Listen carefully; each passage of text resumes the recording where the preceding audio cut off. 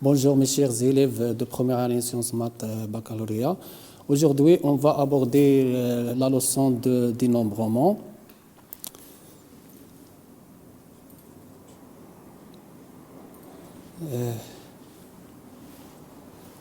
À titre d'introduction, on a deux boîtes. Chaque boîte contient ici D et l'autre boîte contient les autres D. Une question qui se pose, combien y a-t-il de couples on peut former par les deux ensembles? Pour répondre à cette question, on va étudier certaines techniques qui nous permettra de résoudre ce nombre de problèmes. Dénombrement, utiliser l'arbre des choix dans des situations combinatoires, utiliser le modèle combinatoire de dénombrement ADK à la situation étudiée et ainsi de suite.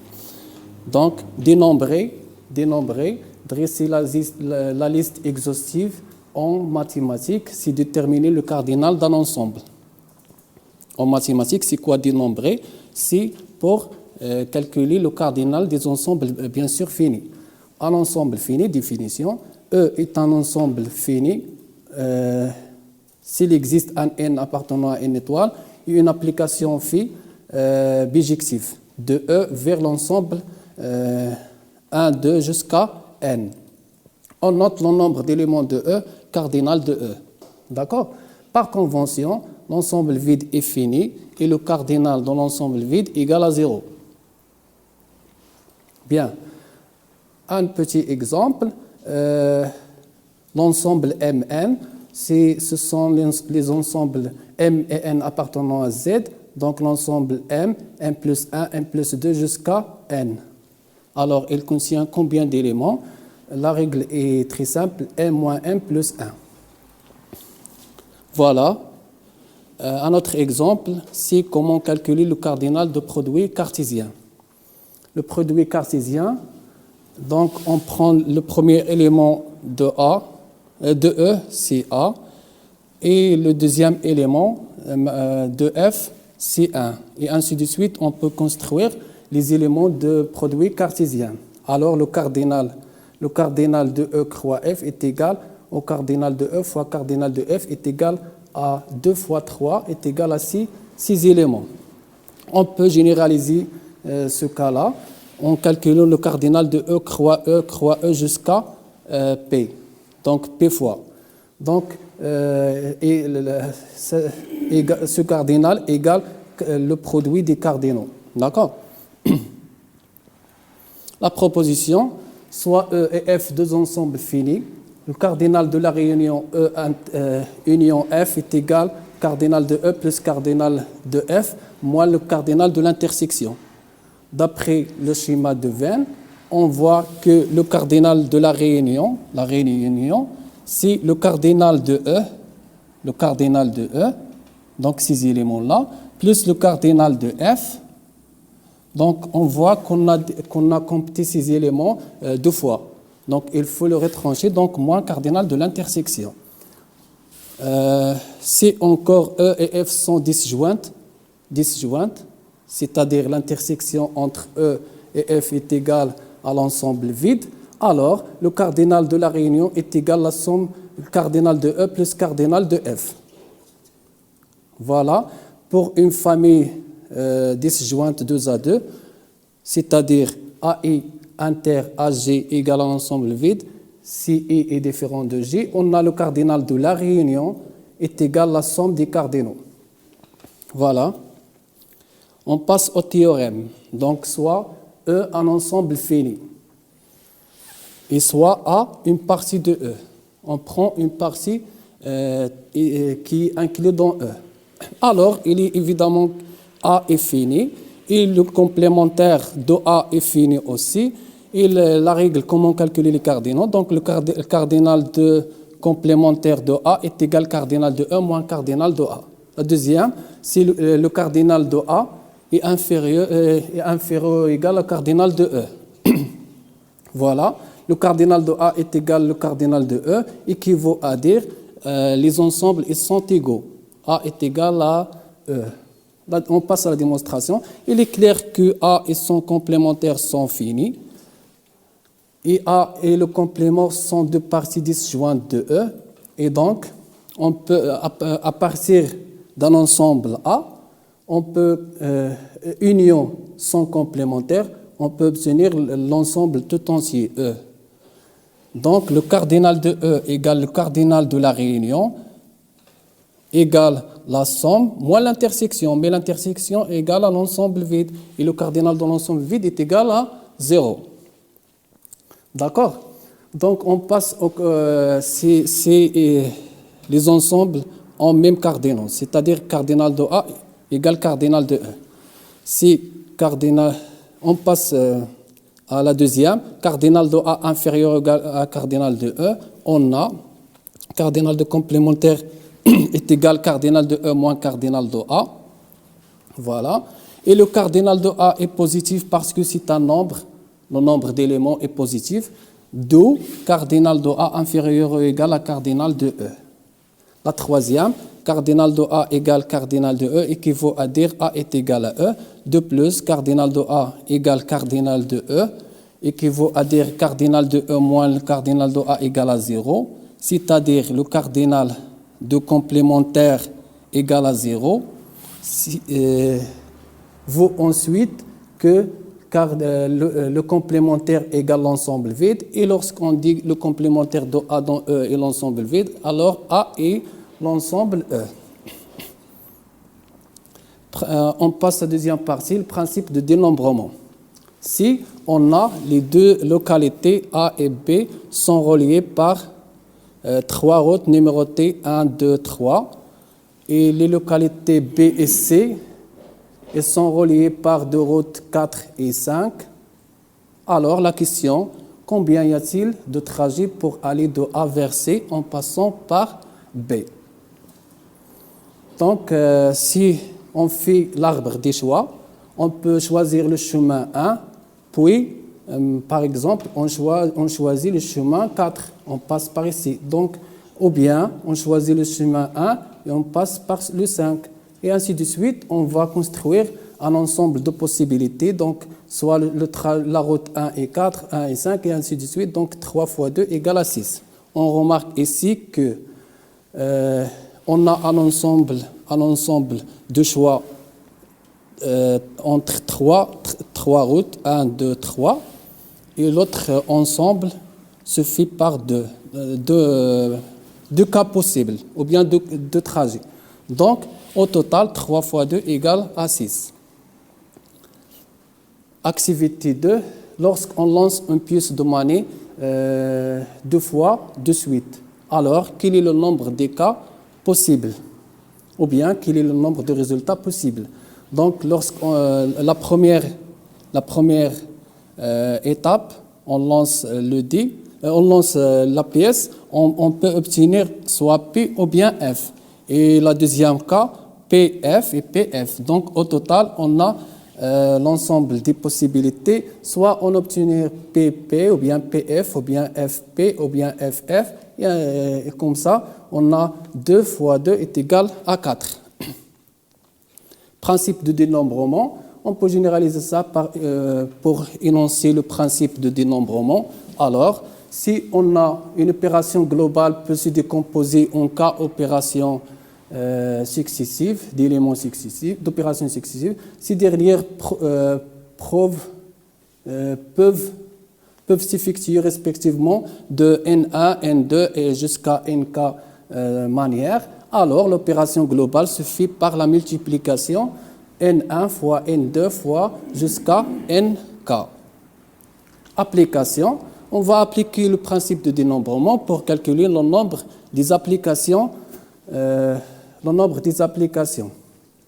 Donc, F est une application de E vers F.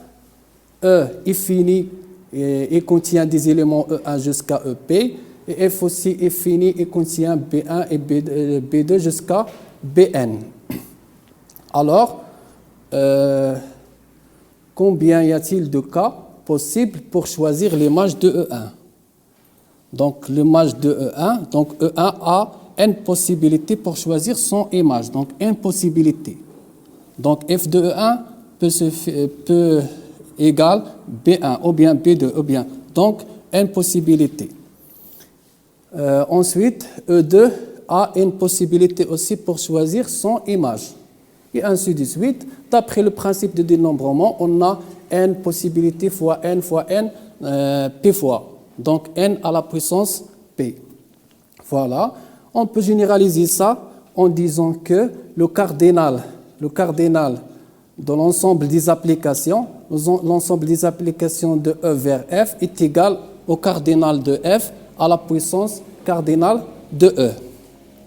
Avec les mêmes notations, trouver le nombre d'applications injectives entre deux ensembles finis.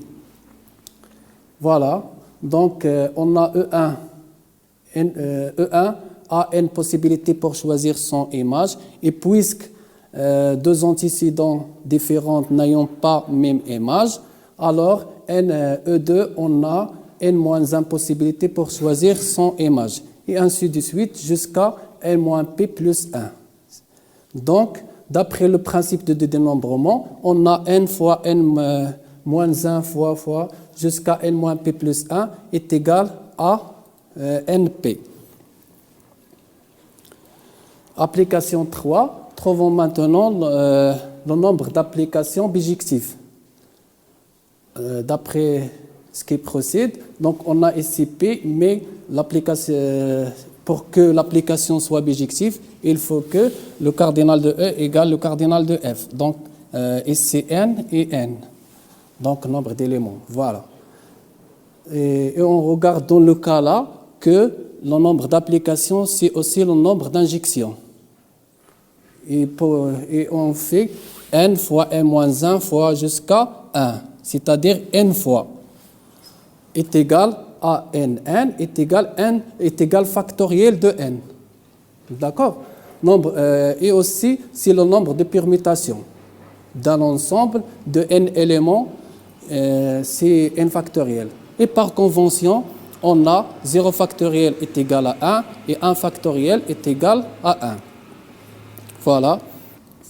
Application 4, nombre de parties de AP éléments d'un ensemble à N éléments. Donc, soit un ensemble à N éléments. Si on note CPN, le nombre de parties AP éléments d'un ensemble à N éléments, quelle est la relation existe-t-il entre CPN et CNP et ANP? Donc, si on prend un ensemble à N éléments et on veut construire des parties de P éléments, donc on a CPN. Et lorsqu'on a une seule ensemble, une seule partie de P éléments, combien y a-t-il de possibilités pour obtenir un arrangement? Donc, on va faire P factoriel, on va faire une permutation, et cette permutation se fait par P factoriel opération. Donc, d'après le principe de dénombrement, CPN fois P factoriel est égal à ANP. D'accord? Il y a une remarque, CP est supérieur strictement à N. On a CNP est égal à 0. C'est-à-dire, à partir d'un ensemble plus petit, on ne peut pas construire un grand ensemble. Un petit exemple, soit un ensemble ABC et un ensemble à 3 éléments. Les parties de E ayant 2 éléments sont AB et AC et BC. Et on voit que si 3,2 est égal à 3, le nombre des parties. Propriété, quel que soit Pn appartenant à une étoile, moins 1, et P entre 1 et n-1. On a CNP est égal à Cn n-p. Si on a un ensemble à n éléments, et je choisis P éléments, alors automatiquement, j'ai choisi n-p, d'où l'égalité. D'accord? Voilà la démonstration. Donc, troisièmement, formule de binôme. donc a plus b à la puissance n est égal à la sommation e égale à 0 jusqu'à n de CNI a à la puissance e, b à la puissance n moins i. On sait déjà que a plus b est égal a plus b à la puissance 1 est égal à a plus b. Et ensuite, on a déjà vu que a plus b à la puissance 2 est égal à a au carré plus 2ab plus b au carré. Et ensuite, on a déjà vu que a plus b à la puissance 3 est égal à la puissance 3 plus 3a au carré b plus 3ab au carré plus b à la puissance 3. Bien, donc a plus b à la puissance n est s'écrit sous la forme de e, la sommation de e égale à 0 jusqu'à n d'un certain facteur fois a à la puissance e fois b à la puissance n moins i. D'accord? Alors, la question a à la puissance i, pour obtenir a à la puissance i, il faut multiplier a plus b fois a plus b fois a plus b i facteur. D'accord? Et on a une question, combien y a-t-il de façons de choisir i facteur parmi n facteur de a plus b à la puissance n? La réponse est CNI. D'où l'égalité a plus b à la puissance n est égale à la sommation de CNI à la puissance e, b à la puissance n moins i. On va voir la démonstration. La démonstration se fait par récurrence. Je vous laisse le soin de faire chez vous, d'accord?